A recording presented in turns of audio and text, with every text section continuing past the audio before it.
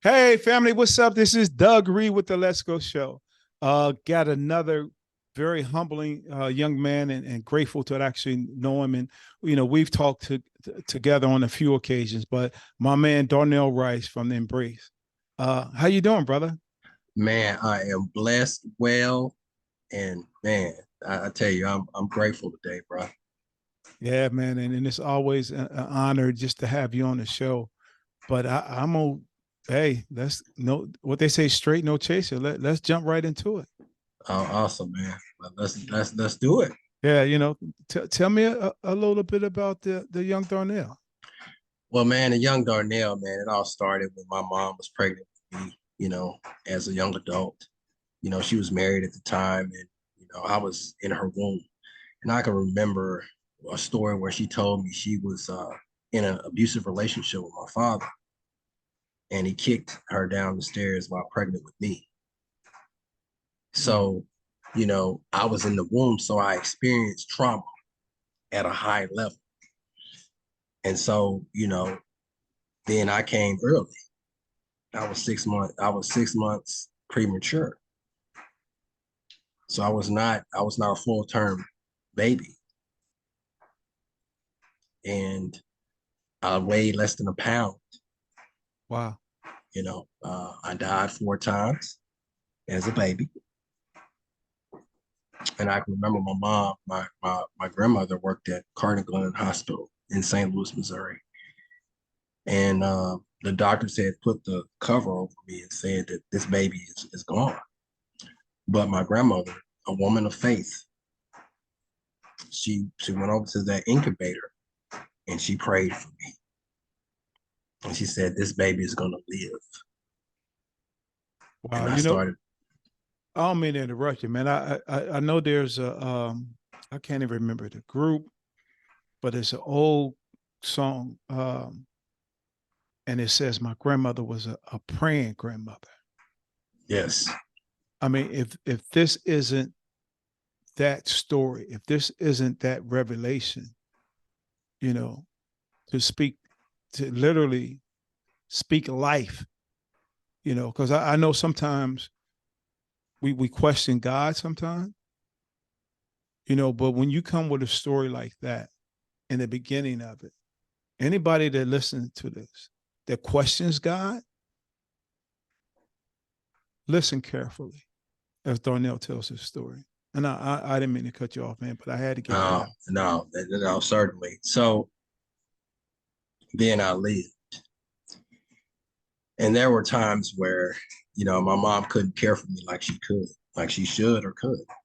She was a young mother, but my grandmother stepped in and took me in. I lived with my grandmother, and my grandmother took care of me for quite some time until my mom was physically and mentally able to take care of me. Um, my grandmother was the matriarch. My grandmother was the one that took care of me. And, I could remember as a child, I just, my dad was, in and out of the home. During the 70s, it was a time where, it was kicking it, bro. It was, and my grandmother was my mother. I mean, you know, she she saw something in me that I really didn't understand when I was, a little baby. And, my grandmother was the one that took the opportunity, took the time and really said, you know what, this little boy has a future, and I can remember my dad, man, he was in and out, bro. My dad was in the streets, bro. During that time, the 70s, they were kicking it, man, partying and stuff like that, and during that time, it was like, living for the weekend, living Yeah, for the yeah, weekend. So, yeah. my mom, she did odd jobs, you know what I mean? She was, trying to go to school, and stuff like that. And it just was a point where, my mom, wanted the best for me, and she tried to do the best she could. But I can remember my father, man. My father had been in and out of prison. He was in and out of foster care. He did 3 years in the penitentiary. he killed a man in prison. I mean, my dad was a rolling stone, and Yeah. but he loved me, but he had a way of showing it. And you know, I remember when my dad passed away at 4, it changed my whole life. And during that time, I could remember being a little boy, and my dad was sick, and he had me on his lap, and he told me, he said, "Son, I'm sorry for not being here for you." Mm. Um, and he turned to my mom and said, "Please do not give my son to the streets." Wow. So my father, he was a diabetic. So he was, I helped give him his insulin. And after that, then it was like that's when the ambulance came to the house, and they came upstairs, and they got my father. And as they were leaving the apartment, because I lived on the second floor on the right hand side, as they were leaving the apartment, he vomited on the step, Mm. and that vomit sat there. And I can remember as a little boy, I sat there by the vomit and was like, man, my dad is really gone, you know. And my father was a young man, and I remember at 4 years old at my dad's funeral, and I was by my mom, and I said, "Why is my dad in that box?" Mm.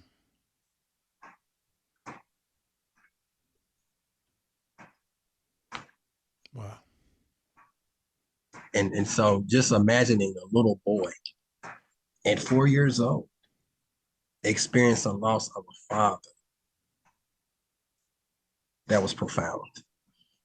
Um, I lost a part of me. Yeah. And so little Darnell was already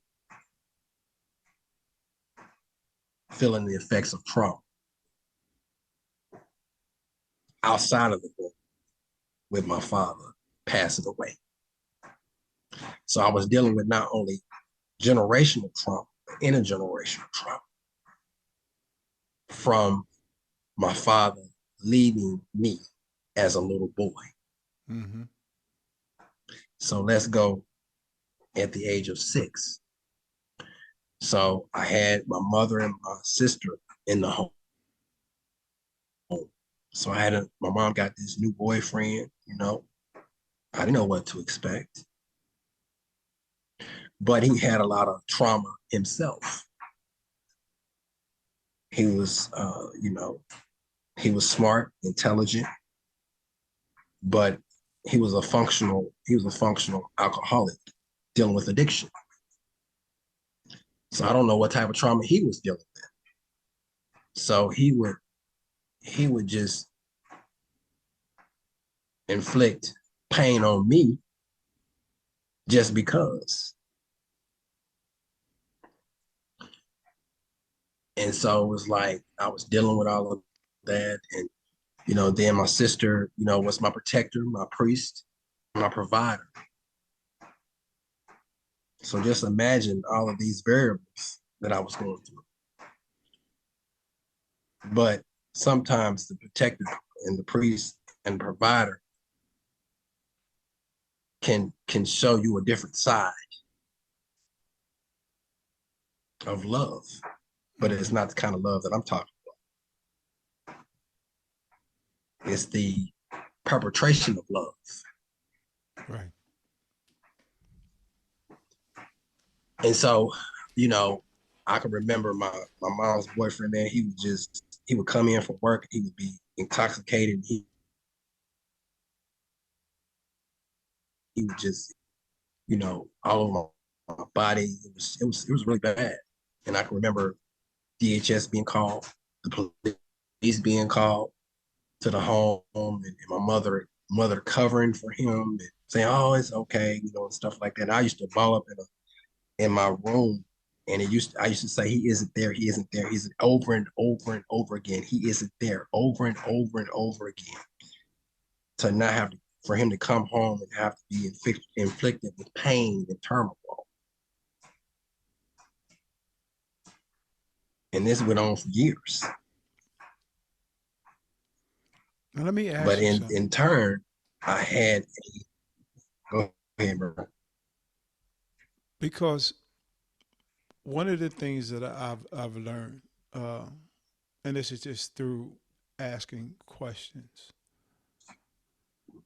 So I guess you never found a safe haven. Where was your place to feel safe, or did you have a place to feel safe? My grandmother, my grandmother's house, my aunt's house. I had an aunt that used to come get me every so often, but she didn't know what I was going through. She knew something was going wrong, but she didn't know what. See, my grandmother lived in Colorado.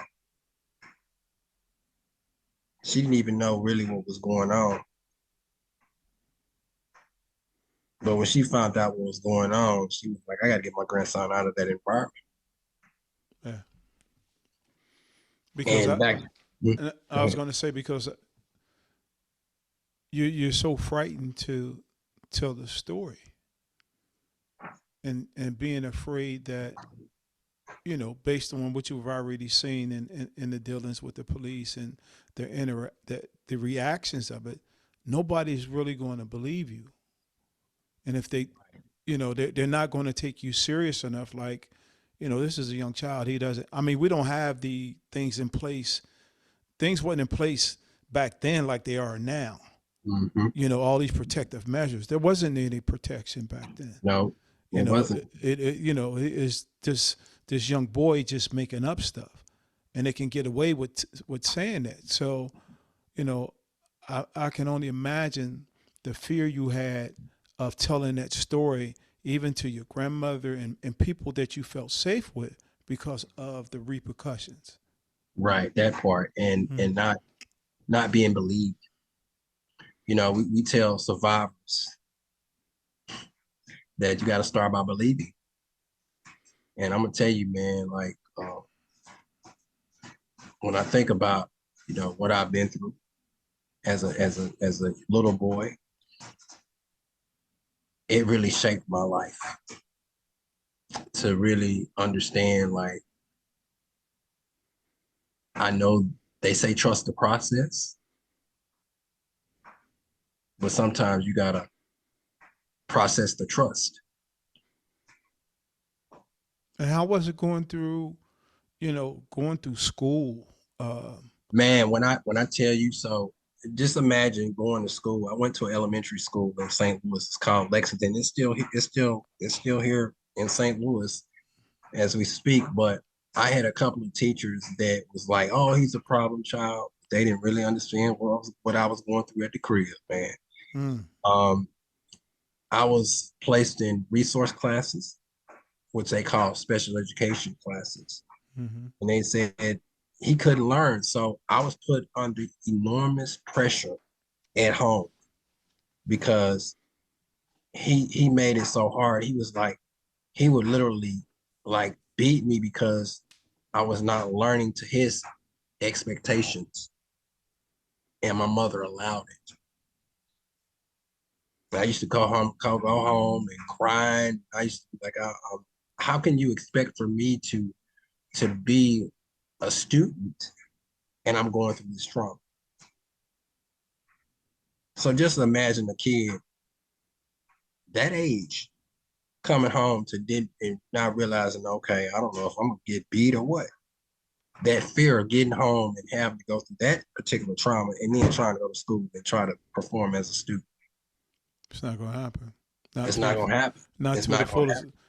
happen. And I always remember a phrase too.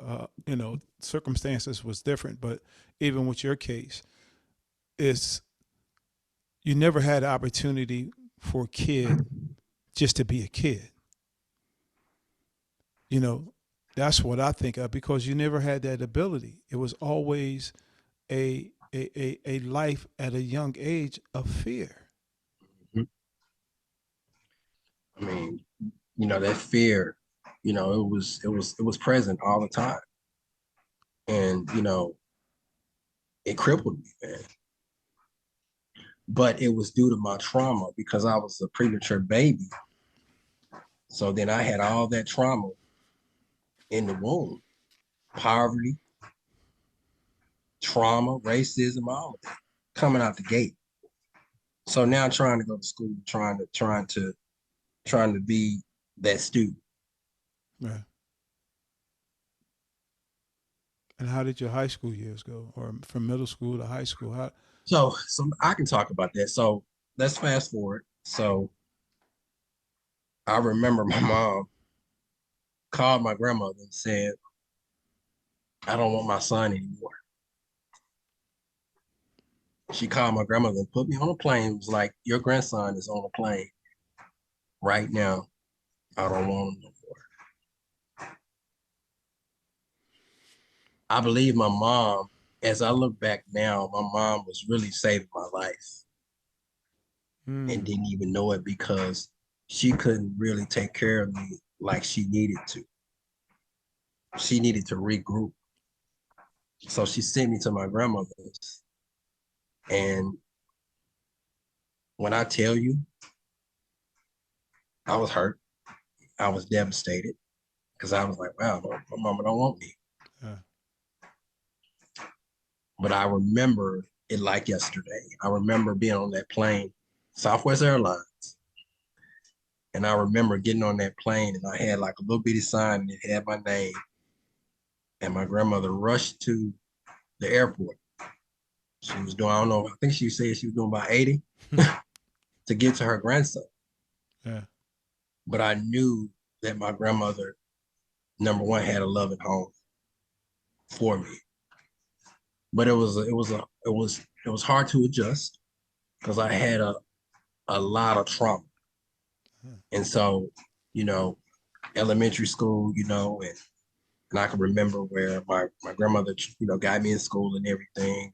And I started to really see, okay, this, I can relax, I can be a kid, I can try to, learn different things about, what love looks like, what support looks like, what a good home, Mm-hmm. and my grandmother tried to do the best she could with what she had, but it was a challenge because I had to go through intense counseling. I had to go through 9 years of counseling Wow.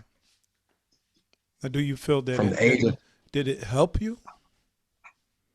I had a therapist that was not of color. So just imagine me being a kid in his office and he's talking at me, not to me. He would give me some toys. Oh well, Darnell, what's going on with you, man? You he wasn't really speaking my language. He wasn't really speaking to my heart. Couldn't And understand so it. I just was just sitting there like, okay, Mm. So it just was like maybe it was like a play session. It wasn't really a therapy session. It was a play session for me. I'm like, okay, well, you're gonna give me a couple of toys, gonna ask me a couple of questions, gonna give me some candy. We're gonna be out the door. And as a kid, you figured it out. And I mean, and that's the thing that we, even today, I think we kind of negate the fact of how smart our kids are. They catch on real quick.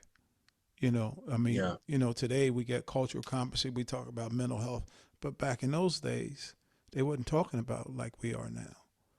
Like you said, no, the therapist was not of color, so he would have had no idea even how to relate to you. Only thing he had right. was, as they say, only thing he had was book sense. Mm-hmm. And it was like, okay, we'll give And him some not the toy. not the not the common sense. Yeah, give him some toys and maybe he'll talk about it. Right. Almost like play therapy in a way, Mm-hmm. you know. Um, and so then I lived with my grandmother up until the age of 14. Mm-hmm. My mom, she was like, I want my son back. So, I'm like, whoa, hold on now. Let me I don't know. Is it gonna be the same thing? Now, this not granted, my my mom left the abusive boyfriend, you know, and got married to a guy, which was my stepfather. And it was different. It was different. You know, he was not the type where he was abusive or anything like that. So I really had an opportunity to really get to know him. And you know, he was different. He was different. You know, he his love was paying the bills. You know, Provider. yeah, it was the provider. He was the provider, hands down. But I still had, the residue of my childhood trauma. And I'll say this too, And because I mean, if I can interject real quick, because go ahead. as a child, I grew up. If you don't know my story, my father was killed when I was 4 years old.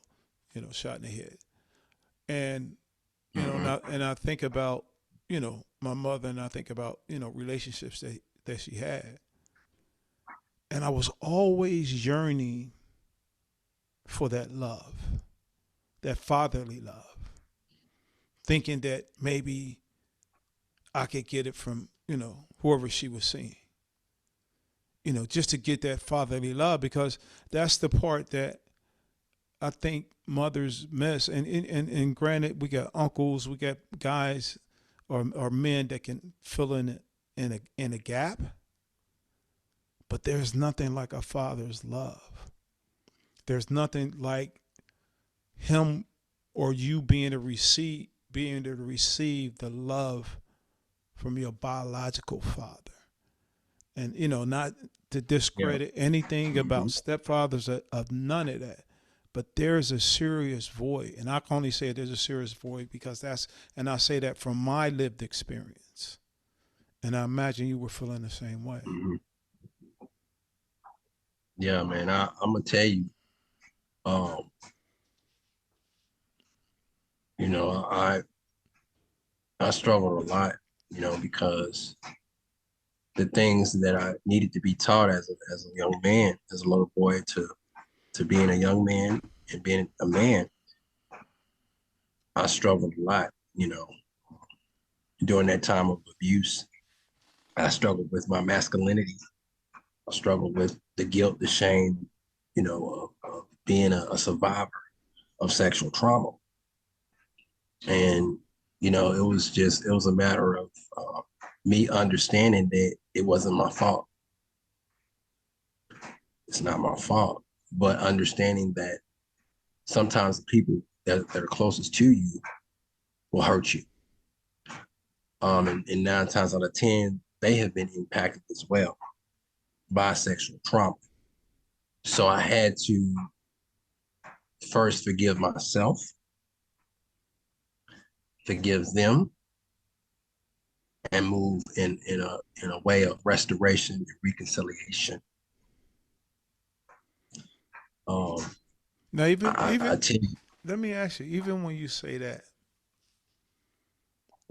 you had to forgive yourself, you had to forgive them, because now I go back to what we know as foundation, our spiritual foundation.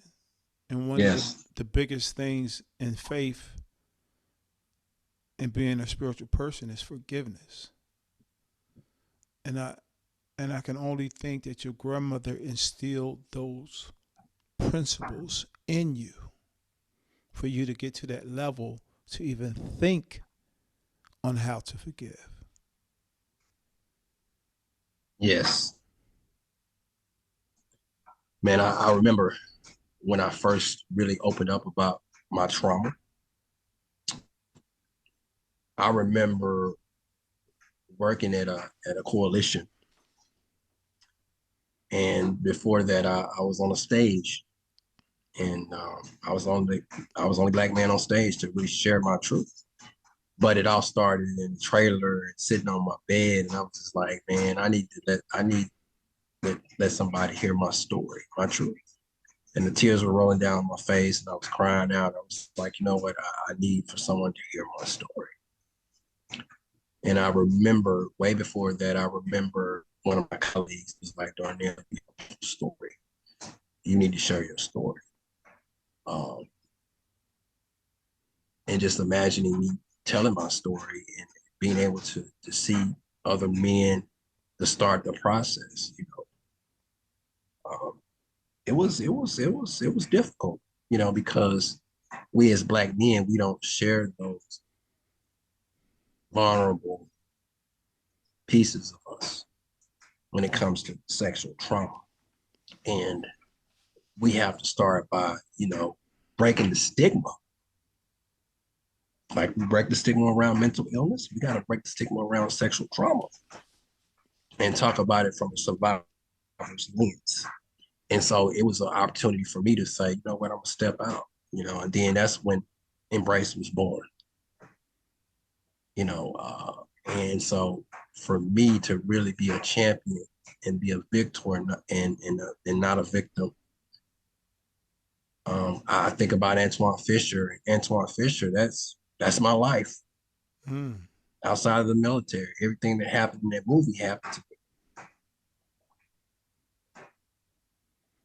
And And without being, what hmm? did you get the name, and how did embrace?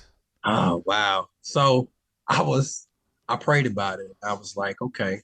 I prayed about the name. I said, God give me the name. And embrace stands for empower. It stands for motivation, believe, acceptance, courage, and empower, but it's elevate. The first one is elevate.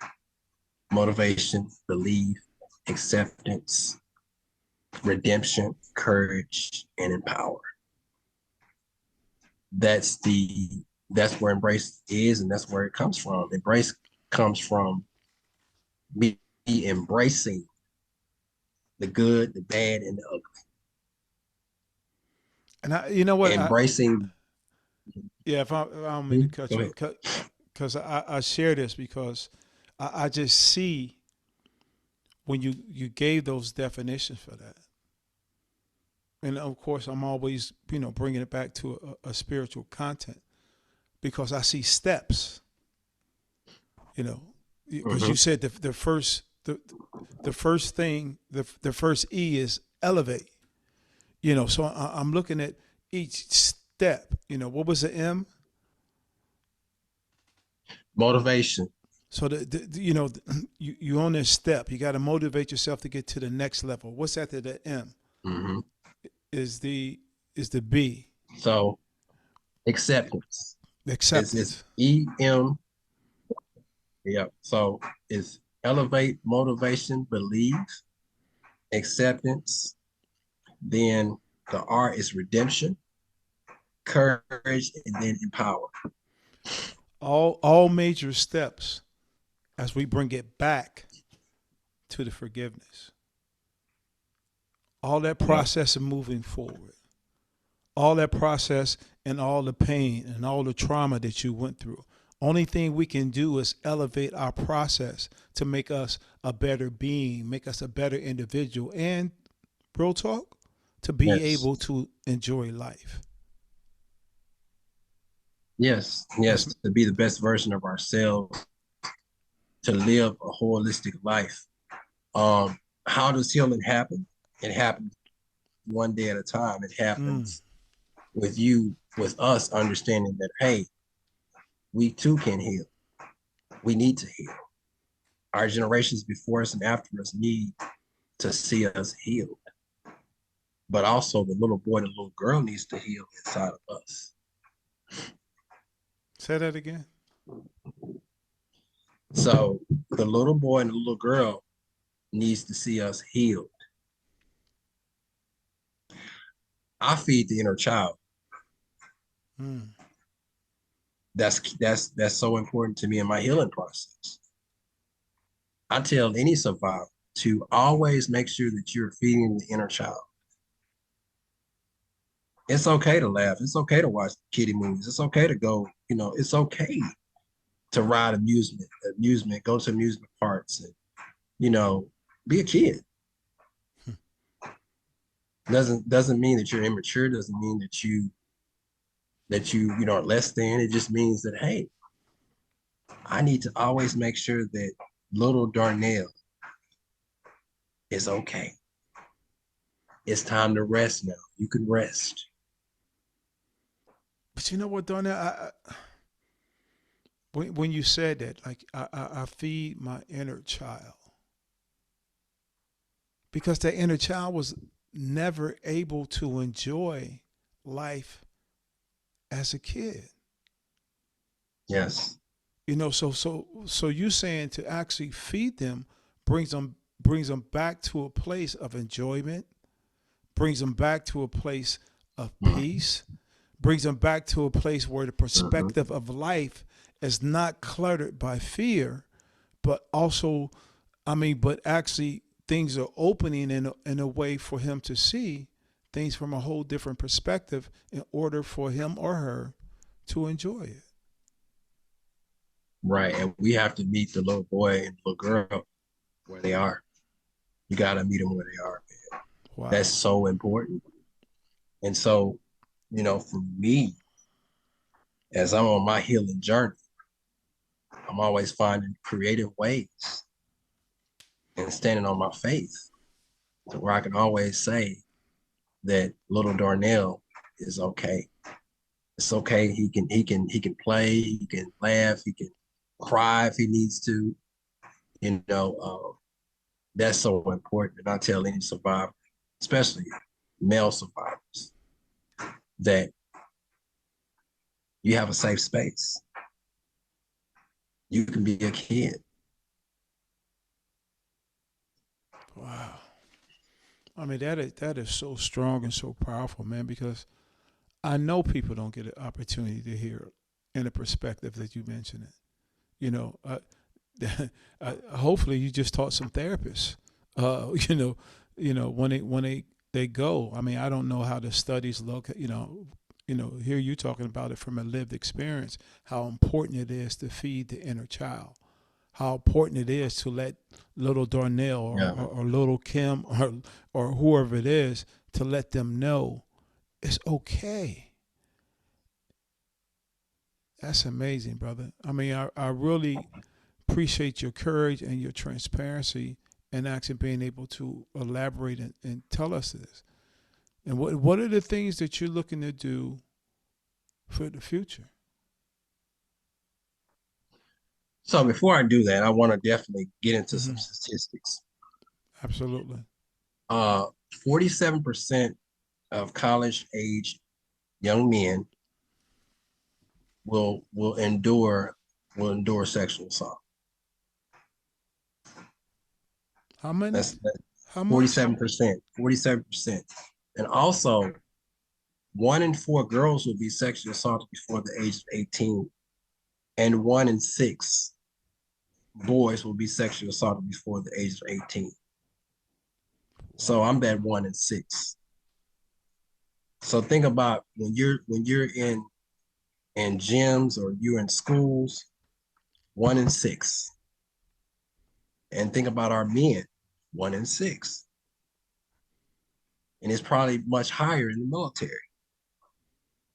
And also in our prison population too. And then when you think about ages from 18 to 24, it's much higher, especially in our LGBTQ+1 community. It's over 50%. Those numbers are astounding. So just think about in our communities of color, it's even much higher, but it's not reported because we don't have organizations like mine and others that are actually having that component to where we can do the data reporting, because survivors don't have a platform to really say, okay, hey, I got people that look like me that I can go to for assistance. Wow. Because in the space, especially in the space of coalition, when you talk about coalition, building coalitions, only 3 coalitions in the United States are are are ran by individuals of color out of 50 states. Mm. And they're the poorest states in America: Michigan, Mississippi, and I think Alabama. It's the three Wow. states. Man, you are dropping some information here that I know our listeners, and even for myself, when I do these interviews, I'm always just amazed at people's stories. For you to actually tell us those numbers, those astounding numbers, as far as the reality of what's happening not only in our country, but even within our communities, to have that data is very Mhm. impressive. And then also when you think about our college campuses too, um, they have what they call it, which is a Clery Act. It shows everything that is relates to a crime, any type of crime. Your schools are supposed to update that every so often, at least every 3 years. But I tell any young person, when you're looking at colleges, you need to be looking at the Clery Act, and it gives you the data that shows, you know, any type of crime on campus. You know what? You got me thinking too, because I spent, um, I worked in a federal prison for 25 years, and I recall. I don't have the dates, but I can recall when it came up what they called the PREA Act, Mm-hmm. Yes. and before that, they did. Uh, Nothing was in place from a legislative process. And Right. even like you said, I go back to the fear, because even in working in that environment, you're not going to have too many individuals, males, come up and say that they were sexually assaulted. Not in that environment. No. Unless they are anonymous. Exactly. But then the thing is, you gotta have groups that really, come into the, partner with the prison system, partner with the judicial system to where we can have laws that protect males, you know, because no disrespect to our women and children, but we need those laws to protect males and young boys. We really do. Yeah, I'm sorry, because you got me thinking, man, and I'm like you. I'm trying to see, even for that, when the PREA Act was actually established within our our correctional facilities. That was in 2003.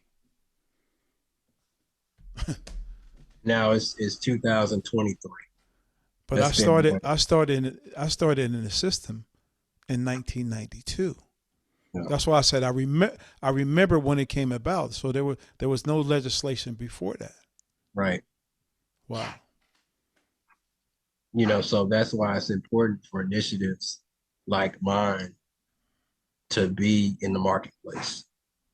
I'm an expert because of my lived experiences Hmm. and because of my credentials, but I'll take lived experiences over anything. I get that a lot, but you're not a clinician. No disrespect to my clinicians, I love y'all, but you need a guy like me Absolutely. that can say, you know what, man, he got lived experiences. Because there's no other. Uh, this is not a study. You know what I mean? Your lived experience is not a study. This is a reality. Right. This is firsthand account of what was transpiring. This is Yes. firsthand knowledge. This is firsthand for me to express the feelings, the guilt, the sorrow, the forgiveness, everything that goes along with that process. It's Mhm. firsthand. There's Yeah. nothing, lived experience, and even for myself and working as a mental health advocate, and I get so much input because of my lived experience. Because now it seems like the world is really looking at lived experience more heavily than they have ever looked at it before. Yes. And I have to make sure that I am respected on that. Respect me and my lived experiences, because I'm an expert. I am an expert. And so, when you when you talk about experts, they give you soft skills, they give you what works, you know, but like I said, a resource is a resource until you use it. The skills that I give you, you may not use all of them. You may use a couple of them, Mm-hmm. but you just use them for your specifications because our navigation system may be different. I may be on a different path, but just because I'm on a different path and you're on a different path doesn't mean that we can't meet at the North Star. Yeah. So what is next for Embrace? What is next for Darnell? Man, wow. Embrace, man, I tell you, embrace Hmm. to continue to help survivors see themselves as victors and not, you know, and not victims, to continue to share the story of Embrace and its humbling beginnings and continue to build. My goal is to continue to employ interns to help me with the heavy lifting. You know, and just really let the universe and let the creator really take Embrace and let it be for the world. Because at the end of the day, man, it's about being a positive disruptor. You know, in my logo, you know, the A is for acceptance.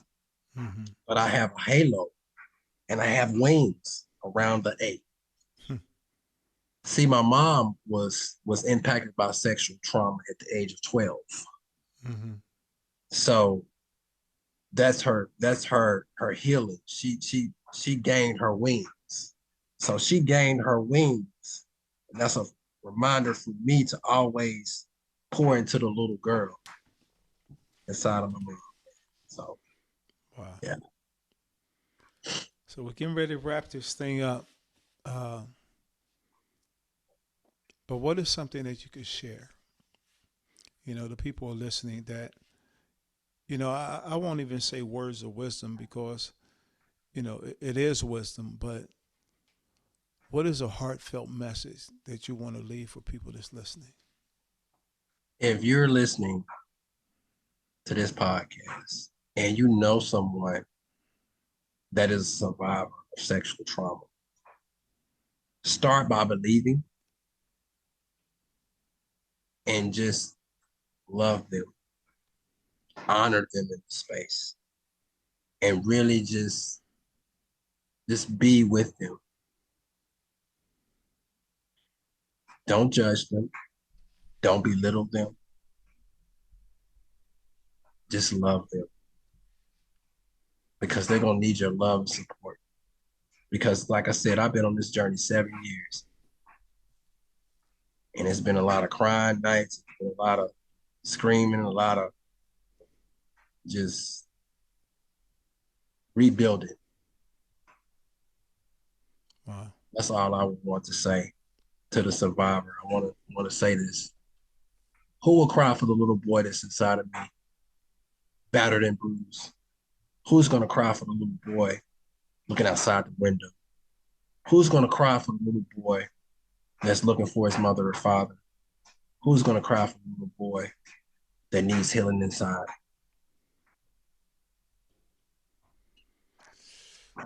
Well, brother, so enlightening, so powerful.